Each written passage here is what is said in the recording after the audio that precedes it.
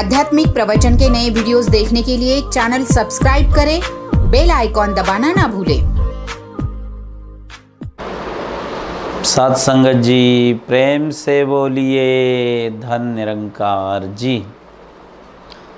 आओ साध संगत जी, दुनिया संसार में हम सभी गुरु से प्यार करने वाले शिष्य, और आज दुनिया संसार का वातावरण देख रहे हैं कि हर कोई पीड़ित है एक कोरोना की महामारी से।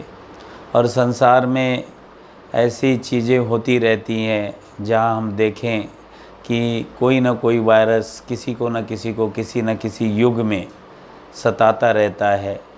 तो इस युग में हमने देखा कि ये जो महामारी आई जिसमें बहुत से लोग परेशान हुए हैं, और ऐसे में कुछ समय भी दिया जिन्होंने कुछ पॉजिटिव सोचा कि कुछ ऐसा हो रहा है तो ऐसे में क्या किया जाए। तो कुछ सज्जनों ने ये भी देखा कि भाई भक्ति के मायने क्या हैं, भक्ति क्या होती है। दुनिया संसार भक्ति कर रही है, आज मंदिर बंद हैं, जिन भगवान की हम भक्ति कर रहे हैं वो मंदिर बंद हैं।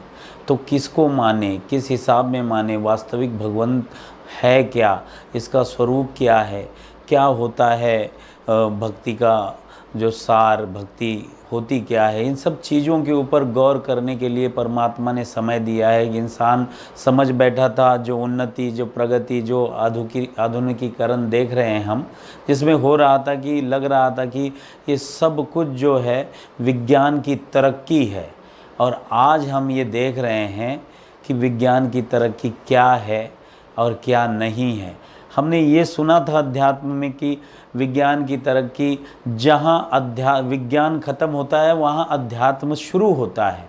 और आज ये महसूस हो रहा है कि जहाँ विज्ञान वास्तविक ख़त्म होता है वहाँ से अध्यात्म शुरू होता है। हम देख रहे हैं।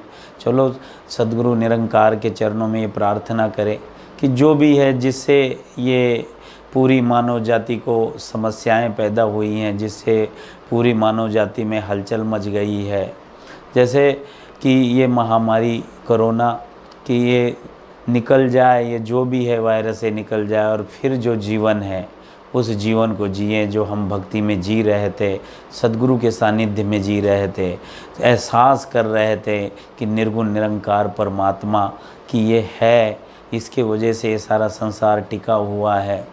तो आओ अब ये जो समय मिला इसमें जिन जिन लोगों ने इसकी ओर ध्यान दिया, भौतिकता की ओर इंसान का ज़्यादा ध्यान था, लौकिक जीवन में इंसान ज़्यादा जी रहा था, लेकिन अब ये समय जो मिला है इसमें बहुत से लोगों ने चिकित्सा की, बहुत से लोगों ने समझा कि क्या है परमात्मा, क्या है भक्ति, और फिर अध्यात्म संतों की ओर ध्यान गया लोगों का। उस समय जो लिख के रखा है संतों ने, जो वाणी है हमारे पास में, तो वो वाणी है क्या। तो नवदा भक्ति बताई गई।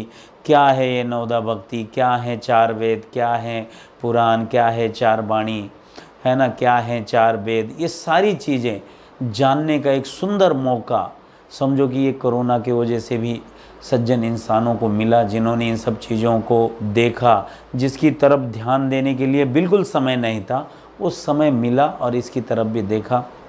बाबा तुलसी ने भी बहुत सुंदर ये नवदा भक्ति बताई, जिसमें श्रवण, कीर्तन, स्मरण ये है, जिसमें अर्चन, वंदन, दास्य ये है, जिसमें पाद सेवन, सख्य और आत्मनिवेदन ये नवदा भक्ति है। जहाँ श्रवण, कीर्तन, स्मरण ये नवदा भक्ति के प्रकार में होते हैं, जिसमें आपको अर्चन, वंदन, स्मरण होता है, जिसमें आत्मनिवेदन, सख्य और पाद सेवन, ये नवदा भक्ति है। इस हिसाब में हर एक जीव ने भक्ति करना है और मुक्ति को प्राप्त करना है। तो इनमें से जो ये नवदा भक्ति जो बताई गई हैं आध्यात्मिकता में, तो ये जो नवदा भक्ति हैं इसमें बाबा तुलसी बहुत सुंदर तरीके से फरमाते हैं कि इसमें 3 भक्ति जो आपकी हो जाए तो आपका जीवन धन्य हो जाए। जिस कारण ये मनुष्य जन्म आपको मिला है, जिस कारण ये तन सेवा मिली है आपको, तो इसमें क्या होना चाहिए। तो बाबा तुलसी फरमाते हैं कि प्रथम भक्ति संतन कर संगा, दूजी भक्ति मम कथा प्रसंगा, तीजी भक्ति सेवा अमान। ये 3 भक्तियों का विशेष महत्व नवदा भक्ति में दिया गया है। अगर ये 3 भक्ति हो जाए तो जीवन धन्य हो जाए। ऐसे बाबा तुलसी जी ने अपने ग्रंथों में फरमाया है, अपनी वाणी में फरमाया है, प्रथम भक्ति संतन कर संगा, संतों का संग इस जीव ने करना चाहिए।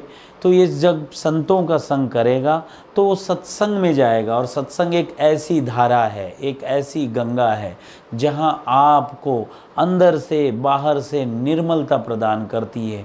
आप निर्मल बन जाते हो, और फिर सत्संग की धारा में जब आप जाते हो तो उन्होंने फरमाया है आगे कि बिन सत्संग विवेक न होई, राम कृपा बिन सुलभ न सोई, कि सत्संग के बिना विवेक नहीं जगेगा। ये विवेक बुद्धि जगेगी आपको। जब विवेकता आएगी तो आप समझ पाओगे कि आप किस कारणवश दुनिया संसार में आए हो, क्या करना है आपको, आप कर क्या रहे हो, विवेकता आएगी।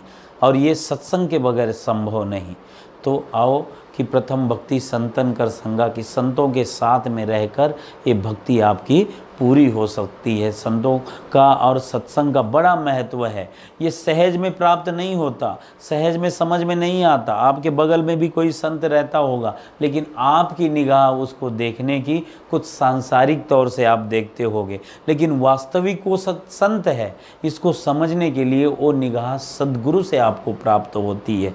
तो इसमें ये भी बाबा जी ने आगे, बाबा तुलसी ने ये भी बताया है कि सत्संगति दुर्लभ संसारा, कि सत्संगति है सहज में नहीं मिलेगी। सत्संगति ये दुर्लभ चीज़ है संसार में, ये सहज प्राप्त नहीं होती। जैसे मनुष्य का चोला इंसान को सहज प्राप्त नहीं हुआ, दुर्लभ मनुष्य देह है, दुर्लभ ये मनुष्य देह है। तो ये सहज में नहीं प्राप्त हुआ है, इसको काफ़ी जतन, जैसे बताया गया है, लग 84 जीव योनि चक्कर काट के फिर जाके कहीं ये मनुष्य तन मिला है। तो ये सहज में नहीं, तो सत्संगति भी सहज में नहीं। जब संतों के संग में जाके बैठोगे तब सत्संगति होगी। और सत वो है जो परमात्मा है, जिसकी चर्चा होगी, जिसकी कथाएं आप सुनोगे। आगे बाबा जी ने ये बताया है, बाबा तुलसी जी ने, कि दूजी भक्ति मम कथा प्रसंगा, यानी परमात्मा के बारे में जो जो जानकारी है, जो जो सुना है लोगों ने, उनकी कथाओं को श्रवण करना, उनकी लीलाओं को श्रवण करना, उन्होंने जो बताया है उस हर बात की ओर गौर करना। संत अपनी शैली में जैसे बता रहे हैं उनको समझना, क्योंकि लिखा है कि संत की बात बड़ी अटपटी, जल्दी समझ में ना आए, और एक बार समझ में आए तो सारी खटपट मिट जाए। तो संतों की संगति में बैठ के उन बातों को, उन गूढ़ रहस्यों को समझना, उन कथाओं को समझना। तो कथाएं जब हम सुनेंगे तो हमारी व्यथाएं सब दूर हो जाएंगी। लेकिन इसमें जो शर्त है, सुनना जरूरी है। जब सुनेंगे तब होगा, बगैर सुने तो ये कुछ नहीं होगा। इसलिए प्रथम भक्ति संतन कर संगा, दूजी भक्ति मम कथा प्रसंगा, तीजी भक्ति सेवा अमान। बाबा तुलसी फरमाते हैं कि तीजी भक्ति जो है सेवा अमान, अमान यानी मान रहित सेवा। किसी को किसी की सेवा कर दी, किसी का कोई काम है अड़ा हुआ है, आपको पता है, आपने कर दिया, तो उसमें आपको मान नहीं आना चाहिए कि मैंने किया, अगर मेरे पास नहीं आता तो इसका काम नहीं बनता। ये जो सारी चीज़ें हैं, ये जो भावनाएं मन में जो ये तरंगे उठती हैं, ये तरंगे हमारे मन में ना आए। जो थी कर दी और बस वो समाप्त हो गई। तो उसमें हमने ये नहीं ध्यान लगाना, ये नहीं कहना कि मैंने उसका काम कर दिया तो वो भी मेरा काम करे। मान रहित सेवा, जिसमें किसी प्रकार का मान ना हो। और ये सेवाएं जब आप सद्गुरु के चरणों में आते हो, उससे दीक्षा प्राप्त करते हो, दीक्षा शिक्षा का असर ये हो जाता है कि संसार में जब हम आए हैं तो सेवा करने के लिए ही आए हैं। मनुष्य तो वही महान जो सेवा करे महान, बस इसी के लिए आए हैं। आज इस दौरान, इस युग में जो अब हम देख रहे हैं कि जो पृथ्वी मंडल पे जो हाहाकार मचा हुआ है, एक छोटा सा वायरस क्या आया, सारे संसार के सारे काम काज बंद करने पड़ गए। और लोग तो तरक्की की राह में चल रहे हैं कि इतनी तरक्की हो गई, बुलंदी पे पहुंच गए, सबसे हम ये सब सुनते हैं। लेकिन सद्गुरु बाबा जी ने फरमाया था, एक बार कहा था कि नक्शे कदम हमारे चांद पर पहुंच गए, लेकिन हैरत है हमें ज़मीं पे नहीं चलना आया। ये अवस्थाएं जो बाबा जी ने बोली थी, आज ये सब सारी हमको समझ में आती है कि ये वास्तव है कि वास्तविक ज़मीन पे हमें चलना नहीं आया।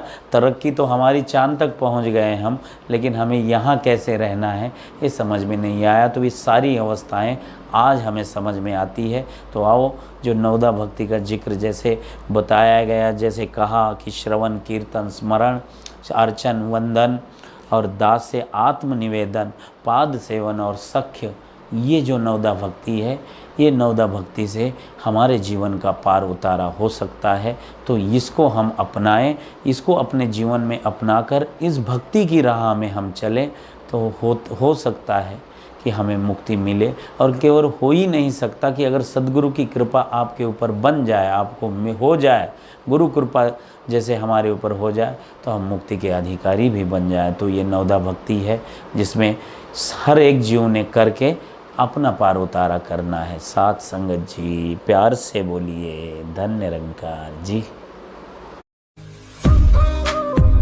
आध्यात्मिक प्रवचन के नए वीडियोस देखने के लिए चैनल सब्सक्राइब करें, बेल आइकॉन दबाना ना भूलें।